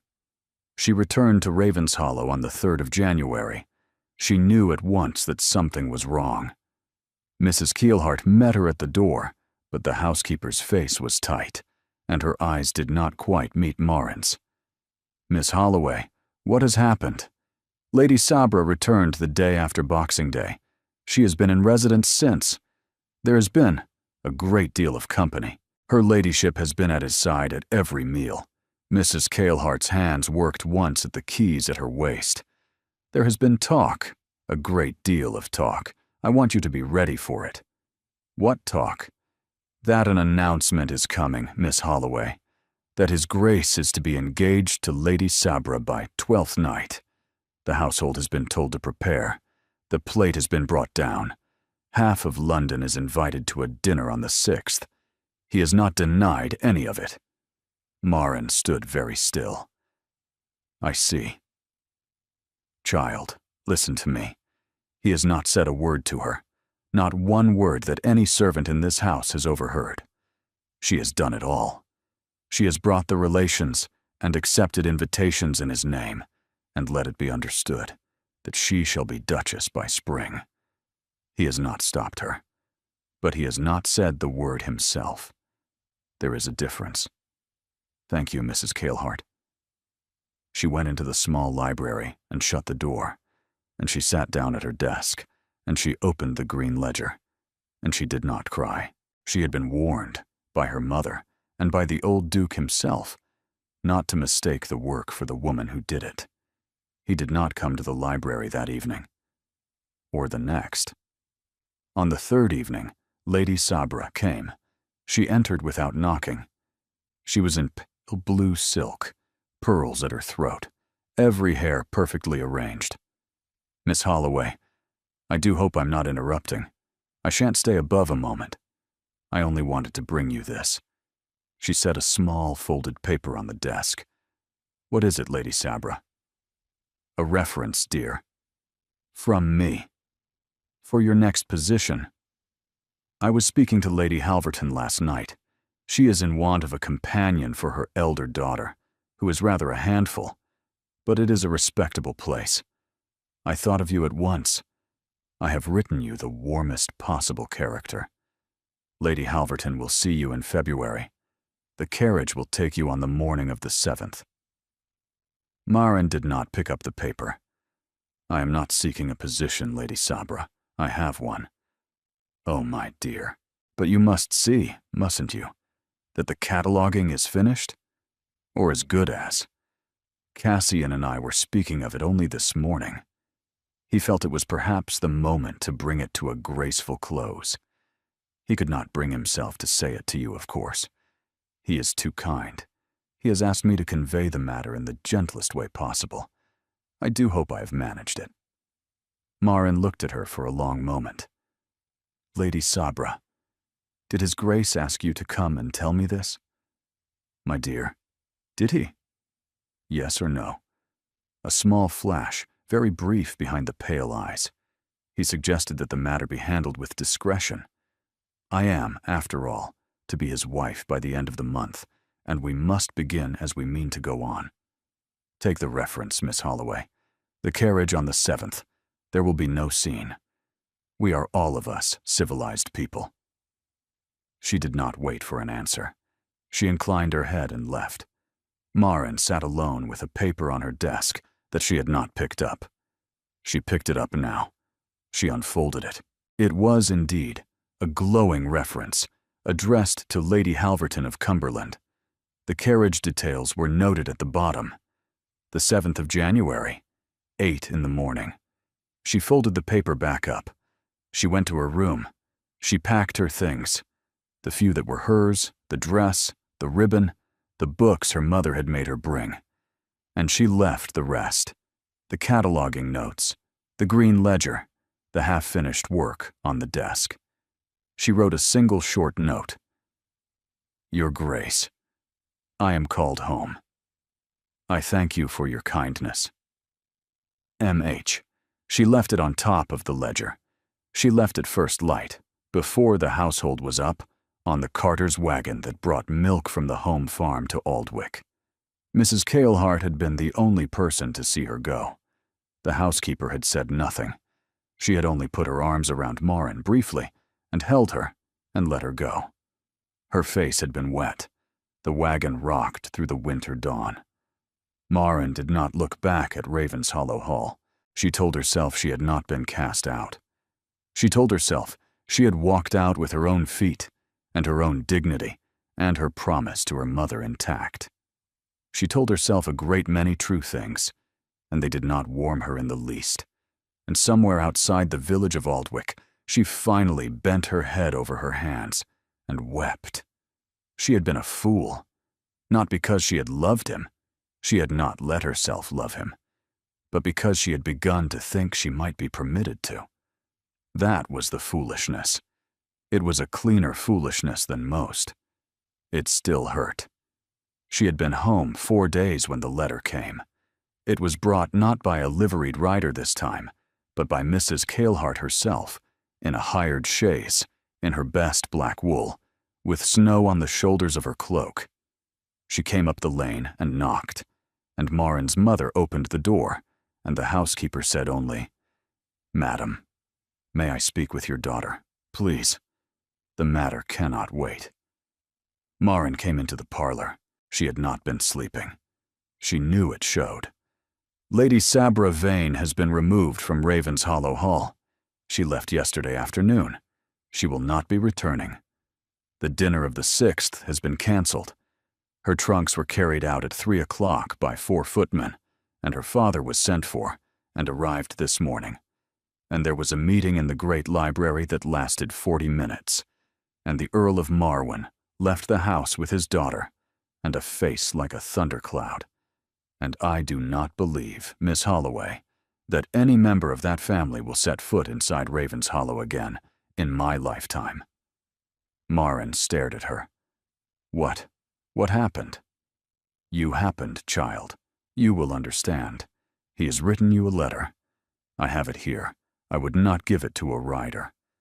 Will you read it now? Yes. Please. Sit. Mrs. Cailhart sat. Marin took the letter. The seal was the raven over the tower. Marin, I came into the small library on the morning of the 4th and saw your note on the ledger, and I have been a man without sense for 2 days. I have only just got my mind back, and I shall use it before I lose it again. Lady Sabra Vane came to you on the evening of the 3rd and told you that I had asked her to dismiss you. None of this came from me. I knew nothing of it. I learned of it yesterday morning when Mrs. Cailhart found me in the library at 6 o'clock, looking at your empty chair like a man looking at a grave, and she sat me down and told me what had happened. I want you to understand, Marin, before you read another word, that I did not know. I have spent 3 years allowing Lady Sabra to behave in my house as though she were already its mistress, because it was easier than refusing her, and because my father was alive, and I trusted him to manage her. That has now ended. She is gone. She will not return. Her father has been told, in plain terms, that there has never been an engagement, has never been a discussion of an engagement, and that any rumor to the contrary that emerges from his household after today shall be answered for in court. That, however, is not why I am writing. I am writing because I went into the small library at 6 o'clock on the morning of the 4th, and I sat in the chair you sat in, and I read the last entry you had written in the green ledger, and I understood, sitting there, 3 things at once, with great clarity. The first is that my father was right, in every word of his letter. The second is that I love you, Marin. I have known it since the afternoon you read his letter and laid it on your lap and did not weep. I knew it again the day we walked the South Terrace, and I told you about my mother, and you laughed. I have not said it because I did not believe I had earned the right. I had been alone too long. I did not know how, and while I was deciding when I might speak, Lady Sabra Vane decided for me, in her way. The third is that I have no right to ask you to come back, on any terms, after what was done to you under my roof in my name. I have no right, and I shall not pretend to one. I am not asking you to come back. I am writing only to say what I should have said in the small library by the fire some weeks ago. You are not a remedy. You are not a project. You are not a glass case. You are a person whom I love, and I shall love whether or not you come back, and I shall love whether or not you ever wish to see me again. If you do wish to see me, Mrs. Cailhart will return with you. If you do not, send her back alone, and I shall not trouble you. I shall send the annuity my father provided for, which is yours by his will, and not by my gift, and shall not write again. I shall accept either answer. I am sorry, Marin.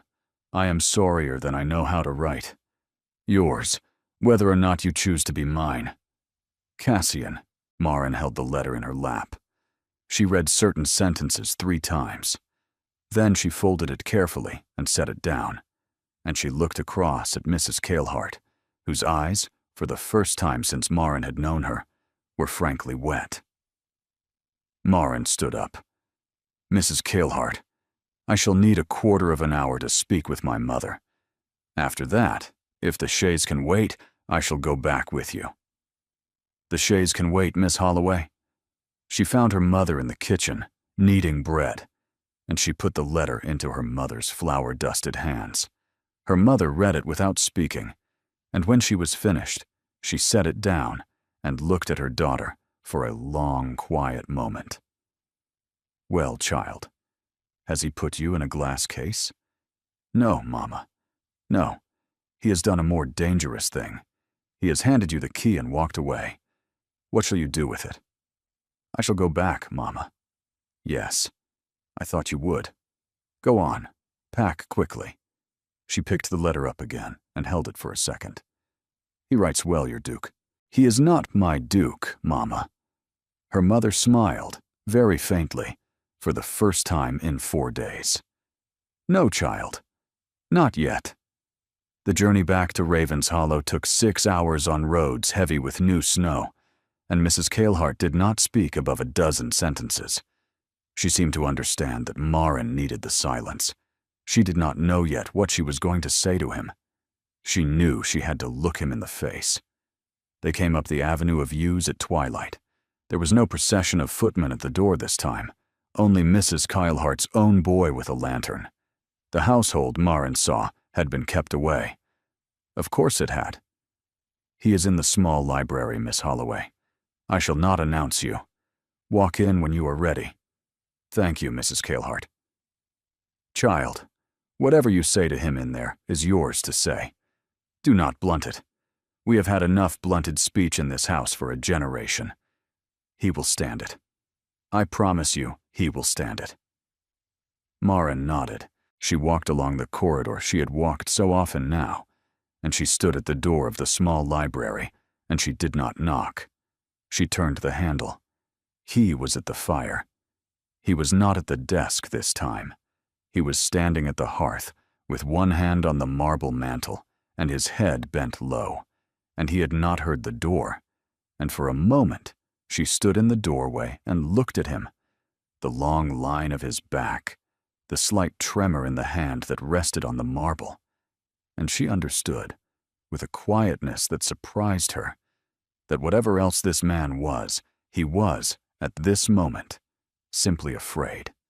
Cassian. He turned. He saw her in the doorway, and his face did a thing she would not forget. Went perfectly still for a half-second, as though he did not quite believe his own eyes, and then crumpled at the edges, just slightly, just enough to be human, before he gathered it again. "Marin.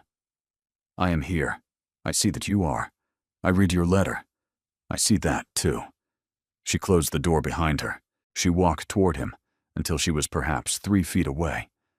She did not sit. She stood very straight in Mary Cailhart's gray wool dress, with the dark ribbon in her hair, and her hands clasped in front of her, exactly the way her mother stood at the front of the chapel on Sundays. "Cassian, I'm going to say several things, and you are going to let me say them all before you answer." "Yes?" "Yes." The first. Your father's letter is the kindest thing anyone has ever written about me, and I shall keep it for the rest of my life. But it doesn't bind me. I am not here because he arranged me. I am here because I have read your letter, and I have decided, in my own voice, to come. He set the table. He did not seat us. We are seating ourselves. Yes? Yes. The second. I do not blame you for Lady Sabra. I blame you for how long you let her behave as she did. But I do not blame you for what she said to me on the third. She is responsible for that. You are responsible for the room she was permitted to do it in. You have closed the room. I accept it. We shall not speak of her again unless we must. Yes. The third. Her throat tightened, but only for a second. I love you also, Cassian Allard. I have loved you, I think, since the South Terrace. I have not said it because I did not know whether I was being seen or being wanted, and there is a difference between those two things. And I shall not be wanted by a man who is not first of all seeing me. You have written that you see me, I believe you. I shall hold you to it. You may. The 4th, I will not become a duchess overnight. I will not be made into one. I do not know whether I ever wish to be one at all, and I am not deciding it tonight, and you are not asking me to. Are you? I am not. Good. The 5th, then, and the last. She drew a long breath. I shall not move into this house, Cassian. Not yet. I shall come, as I have been coming. Half the month, I shall finish cataloging your father's papers. We shall go slowly. We shall go like ordinary people who have time, because we have time. You have lost your father 2 months ago. I have lost a piece of something I cannot quite name in the last fortnight. Neither of us is fit, just yet, to make any decision more important than the next cup of tea. Do you agree? I agree. Then come and sit down, Cassian. You look as though you have not eaten in 3 days, and I have been in a chaise for 6 hours. He laughed. It was the second laugh she had ever heard from him, and it was hoarser than the first, and shorter, and it broke in the middle. But it was a laugh, and he came across the hearthrug, and he took her hand. Only her hand, only that. And he raised it slowly to his mouth and pressed his forehead against the back of it. Not his lips, his forehead. The way a man might press his head against a doorframe to steady himself. He stood like that for perhaps 5 seconds, and she did not move. And when he lifted his head, his eyes were full and unhidden and gray as his father's. Marin. I am very glad you came back. So am I, Cassian. They sat down by the fire. Mrs. Calehart came in, without having been called, with a tray of tea and bread and butter and a small plate of honeyed cake, and set it between them, and went out without looking at either of them. They ate. They did not speak for a long time. They did not need to. When at last the fire had burned down to its red heart, he said, very low, I did not know, until you walked through that door, that I would survive your not coming. I think I would have. I am hard to kill. But I should have been a worse man for the rest of my life, and I should have known why, every day. I am telling you this so that you know it, and so that I have said it once aloud. Yes? Yes, Cassian. He reached across the table, slowly, and took her hand, and held it in his. And they sat like that, hand resting on hand, for as long as the fire lasted, and the small library held the two of them, and the great house held the small library. And somewhere, Marin thought, in whatever country the dead hold, an old man with gray eyes and a green coat was at last permitted to rest. Spring came late to Raven's Hollow that year. The thaw did not begin until almost the end of March. In April, the small library was finished. Marin wrote the last entry in the green ledger on a Tuesday afternoon, while a thin sun came in through the window. She closed the ledger, and Cassian, who was reading in the armchair by the fire, looked up and saw her face, and set his book down. Done. Done. Then we shall begin something else. What they began was a slow and unfashionable courtship, conducted half at Raven's Hollow and half by letter. He came to the cottage in Aldwych 4 times that spring, in plain dress, and sat at the kitchen table with Marin's mother, and ate the bread she had baked, and answered Tobin's questions about Cambridge, and walked with Marin on the lane in full view of the village. The village watched and gossiped, and gradually stopped gossiping, because there was nothing to feed gossip on. In May, Cassian asked Marin to marry him in the small library by the fire on an evening when the windows were open onto the kitchen garden and a thrush was singing somewhere beyond the wall. He did not kneel. His father would have laughed at him for it. He simply asked. She said yes. They sat for a while afterward and did not speak. At last Marin said, "We shall have to tell Mrs. Calehart." And Cassian said, "Mrs. Calehart has known for 3 months. and they both laughed. They were married in the family chapel at Ravenshollow in July, on a morning so clear that the moor showed 30 miles to the north. There were not many guests. Marin's mother was there, in a dress of pale gray silk Cassian had paid for. Tobin was there in his first proper coat. The doctor with the gold spectacles came. Mrs. Cailhart stood at the back and did not weep until afterwards. Lady Sabra Vane was not present. She had married in March a Yorkshire baronet of considerable wealth and very little conversation. After the wedding, the household assembled in the great hall. Cassian presented his duchess to them. Marin stood beside him in green silk and the small string of pearls that had been his mother's, and she looked along the rows and saw something she had not expected. Not awe, not fear, but a kind of quiet relief, as though the household had been holding its breath for a great many years and could at last exhale. She made them a small speech. It was 4 sentences long. She said that she was very glad to be in their house, and that she would learn their names as quickly as she could, and that she hoped they would be patient with her, and that she thanked them for the welcome they had given her, which she would not forget.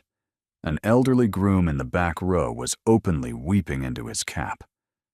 That night, very late, after the small wedding supper had ended, Cassian led Marin up to the long gallery. He carried a single candle. They walked the length of it together in their bare feet, because it had been a long day. He stopped before the painting of his father.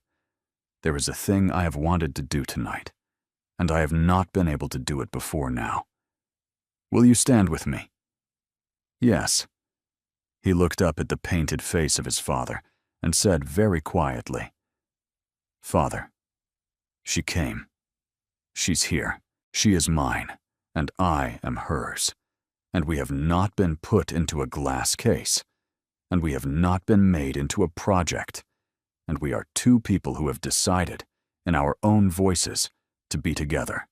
I have done what you asked. It took me longer than it should have. I should very much have liked you to be here today. But I think you have, in a way, already met." Marin took his hand. "He met me before either of us knew he had," she said. "On the Northbridge Road, in a dream, in August. I have decided not to ask what it was he saw. I think it is the kind of question that only spoils a thing if it is answered. He gave me to you, Cassian, by writing me into a letter on the morning of his death. We shall give him whatever we can, the chair in the small library on Sunday afternoons, the seat at the table on his birthday. He shall have a place in this house for as long as we are in it." Yes, they stood a little longer. Then Cassian blew out the candle, and they walked back along the gallery in the dark, hand in hand. 2 years later, Marin found the second letter. It was October.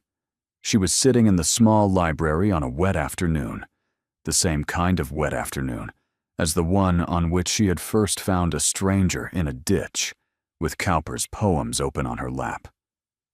Their first child, a daughter, was asleep in a basket by the fire.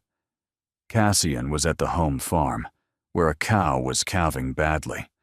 The book had a small bulge in the back inner board that Marin had never quite noticed.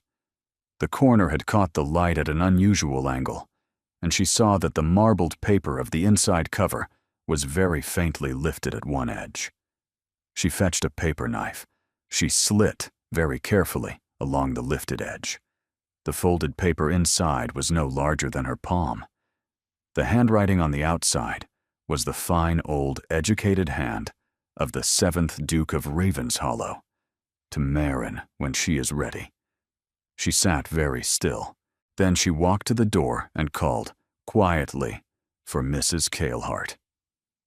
Mrs. Cailhart came and sat in the armchair across the fire and folded her hands and said only, "Open it, child." He has waited long enough.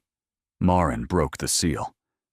"My dear, if you are reading this, it is because some good time has passed, and you have at last sat down with that book of Cowper, which I sent your mother, in the autumn of the year I died. For I sent the books, knowing where I should hide this, and which book she would weep over, and which book you would, in the end, take down again. I have always known that my son would love you. I dreamed it the same August night I dreamed the Northbridge Road. I did not write that into the letter you read in the small library, because I did not wish to bind either of you. Love arranged in advance is no love at all. So I wrote nothing of it. I let the two of you find your way. But I have known also, that you would, in the meantime, save him, not in the great way the village will tell it, in a smaller, harder, better way. Day by day, hour by hour, sitting by his fire and not letting him become the man the world has been calling him. I could not do it. His mother could not do it. And she was a great woman. I leave it to you because you can. I am writing to tell you, from the other side of whatever river divides us, that it has been worth it, that it always will have, that a man saved like that is a man who saves, in his turn, more people than either of you will ever count. The great fortunes of this house will pass, the title will pass, the fields will go under the plow of someone else's grandsons. The kindness you have put into my son will outlast all of them. I have lived long enough to know what lasts. Kindness lasts. Almost nothing else does. Kiss the children for me, Marin. There will be children. I have seen them too. Forgive me for an old man's certainties. They are the only thing I have left to give you, and I give them freely. I loved you the moment you knelt down in the mud. I shall love you in whatever way the dead may love, for as long as you live in my son's house, and after, and after, and after. Henry. Marin laid the letter down upon her lap. This time she wept. She wept properly, the way she had not wept on the day Mrs. Kalehart had brought the first letter, and she did not try to stop. Mrs. Kalehart did not say anything, only got up and put a hand on Marin's hair, briefly. And when Cassian came in an hour later from the home farm with mud on his boots, the cow had lived, the calf had lived. He saw her face, and he saw the open letter, and he sat down on the rug beside her chair and laid his head against her knee, and she put her hand into his dark hair, and they didn't speak.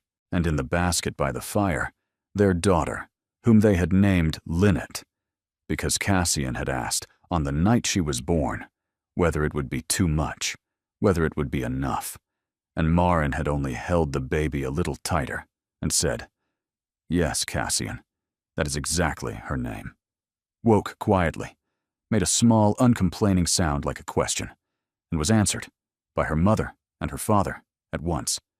"Yes, my love. We are here. We are here." Outside, the long October rain came down upon the moor.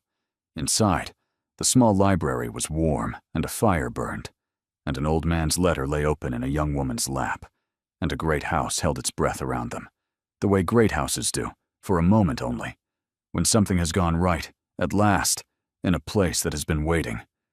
Thank you for being here. Truly, you are the reason these stories are written, and the reason they are told, and the reason, somewhere in a room you may be sitting in right now, with a fire or a lamp or only the small light of your screen, they keep finding people to be told to. If Marin and Cassian moved you, even a little, please let me know in the comments. Tell me which moment stayed with you.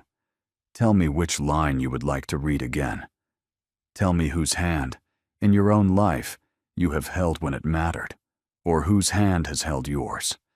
Your stories are why these stories exist, and if you would like more like this, slow, kind, hard-won, with old letters and quiet rooms and people who learn, by inches, to stop being afraid, please consider subscribing. There are more stories coming. There is room for you in every one of them. Until next time, dear listener, be kind to a stranger on a road. You never know whose father you might be holding